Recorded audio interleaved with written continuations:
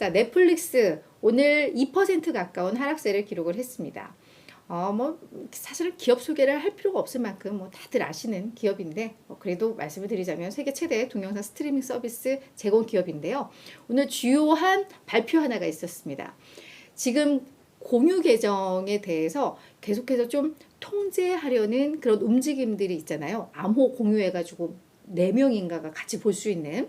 근데 이게 지금 몇몇 국가에서는 이미 시범적으로 운영을 하고 있는데 미국에서도 요 공유 계정 통제안을 이제 시행을 하겠다라는 걸 이제 발표를 한 겁니다. 그 내용을 보면은 일단 함께 거주하는 가족만 공유 대상, 그러니까 무료로 함께 공유할 수 있는 대상은 함께 거주하는 가족만 대상이 되는 거고요. 그 외에 지금 이 공유 계정을 공유하고 있는 사람들은 월 거의 8달러의 요금을 내거나 아니면 그냥 신규 가입을 해라 라는 게 요 안의 내용입니다. 주요 안의 내용인데요. 그래서 이에 대해서 넷플릭스에서 뭐라고 했냐면 가격 인상과 같은 그러니까 다른 지역들 사례를 봤을 때 요 공유 계정을 통제했을 때 요금 인상을 했던 것과 이 초기의 흐름이 비슷하게 좀 나오더라. 그래서 결국에는 초기에는 가입자가 좀 이탈할 가능성도 있다.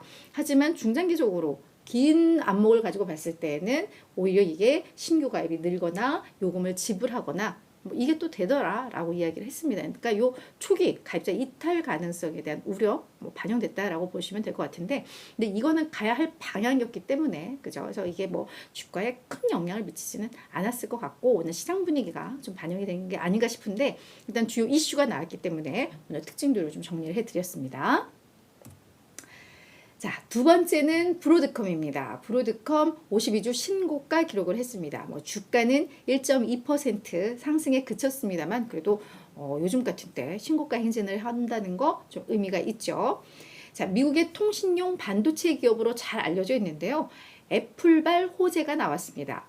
애플이 다년간에 걸쳐서 수십억 달러 규모의 5G 부품 공급 계약을 체결했다라는 소식이 좀 전해진 건데요.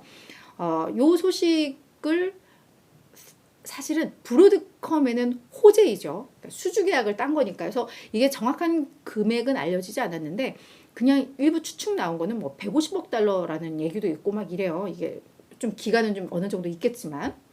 근데 이제 애플 입장에서 해석한 내용이 많았는데 애플이 상당히 좀 민족주의적인 또 그런 기업의 특징을 좀 떼잖아요. 그래서 미국산 무선 통신 부품을 이제 사용하겠다라는 우리의 그 목표의 일환이고 이제 모든 제품은 미국 기술에 의존하겠다. 이런 발표들도 좀 나오고 있었습니다. 그래서 그 애플의 포인트가 맞춰서 많은 보도가 좀 나왔었는데 브로드컴 입장에서는 애플이 뭔가 그래도 기술을 자체 기술로 하겠다 이런 얘기가 있었기 때문에 수주가 줄 수 있는 게 아니야 이런 우려가 있었는데 이번 계약을 체결하면서 그런 불확실성들이 어느 정도 좀 해소가 된 것으로 예상이 됩니다. 그래서 이번에 수주 계약 딴 것은 5G 무선 주파수 부품과 최첨단 무선 접속 부품 개발 공급 이런 계약이라고 하니까 이것도 주요 이슈로 이해를 하시면 될 것 같아요.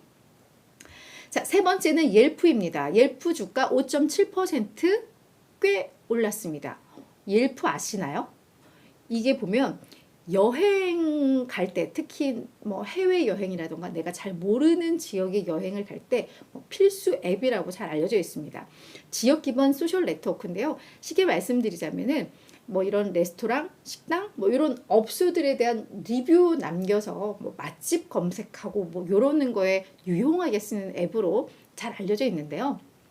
행동주의 투자자 TCS 캐피털 매니지먼트에서 옐프의 지분을 아마 4% 보유를 하고 있는 것 같아요. 이 4% 하면 애기할 수도 있는데 옐프의 5대 주주 중 이제 하나로 올라섰다라고 나오고 있는데 요 지분 보유 소식을 전하면서 뭐라고 했냐면 옐프 측에다가 너희 회사 그냥 매각을 하든지 전략적인 대안을 좀 모색을 해 이렇게 촉구한 것으로 알려지면서 주가가 오른 겁니다. 왜냐하면 결국은 이 기업의 가치를 올리기 위한 뭔가 작업을 시작했다라는 해석인 거잖아요. 근데 왜 그런 얘기를 했냐면 옐프가 좀 과도하게 비용을 쓰는 것 같아. 비용 통제를 잘 못하는 것 같아. 그리고 보상 패키지, 그러니까 임금이라던가 이런 부분이겠죠. 이런 부분들 너무 과도하게 쓰고 있다라고 비판을 한 겁니다. 그러면서 옐프가 내가 봤을 때 정말 충격적으로 저평가 상황이다라고 이야기를 하면서 옐프를 매각을 한다면 최소 70달러, 지금 주가가 34달러잖아요. 그러니까 거의 2배 이상의 가치가 있는 기업인데 너희가 제대로 운영 못해서 지금 이 모양 이 꼴이야라고 이야기를 한 거예요. 그러면서 70달러에 매각 가능할 것이다라는 이런 소식들이 알려지면서 뭐 주주들은 우리가 진짜 저평가인가 봐 뭐 하면서 회사가 이제 뭔가 변신을 해야 되지 않겠어? 이런 기대감이 주가 상승으로 이어졌다. 이렇게 좀 해석이 될 것 같습니다. 자, 마지막은 오토존입니다. 오토존은 주가 6% 가까운 하락세 기록을 했습니다. 2023 회계연도 3분기 실적을 공개를 한 건데요. 2월 7일부터 5월 6일까지의 실적입니다. 오토존은 미국 최대 자동차 부품 판매 기업으로 잘 알려져 있어요. 그래서 뭐 각종 부품과 뭐 액세서리 이런 것들을 다 취급을 하고 있는 회사인데 실적이 다 별로였어요. 일단 다라고 하면 안 되겠다. 매출 같은 경우 매출에 대한 실망감으로 이해를 해야 될 것 같네요. 매출이 시장의 예상을 좀 밑돌았습니다. 근데 아주 크게 밑돈 것은 아닌데요. 시장에서 더 좀 실망한 게 요 동일 매장 매출 성장률입니다. 시장에서는 이게 한 4% 정도 늘었을 것으로 예상했는데 이게 1.9%에 불과했거든요. 근데 이 매출 전체적인 시장 전망치를 하회한 수준보다 이 동일 매장 매출 성장률에 대한 이 눈높이를 밑도는 게 더 폭이 크잖아요. 그 이유는 오토존이 아마 새로운 매장들을 꽤 많이 늘렸나 봐요. 그러면 새롭게 매장들을 열면 매출은 성장할 수밖에 없죠. 그죠? 그렇기 때문에 여기에서 더 중요한 건 이렇게 신규 점포를 뭐 20여 개 냈기 때문에 더 그래서 얘들이 실질적으로 매출이 얼마나 늘어나를 보려면 그게 동일 매장 매출 성장률인데 요게 많이 좀 저조했던 거죠. 그래서 뭐 회사 측에서는 3월 매출이 유독 좀 저조했는데 요게 전체 이 분기 실적에 좀 악영향을 미쳤다라고 이야기를 했습니다. 하지만 뭐 많은 매장도 새로 설치했고 그래서 미래 성장을 위해서 우리는 그래도 중요한 위치에 있다라고 본다라고 했지만 시장에서는 일단 요 매출 성장 요 부분에 대한 좀 실망이 있었던 것 같아요.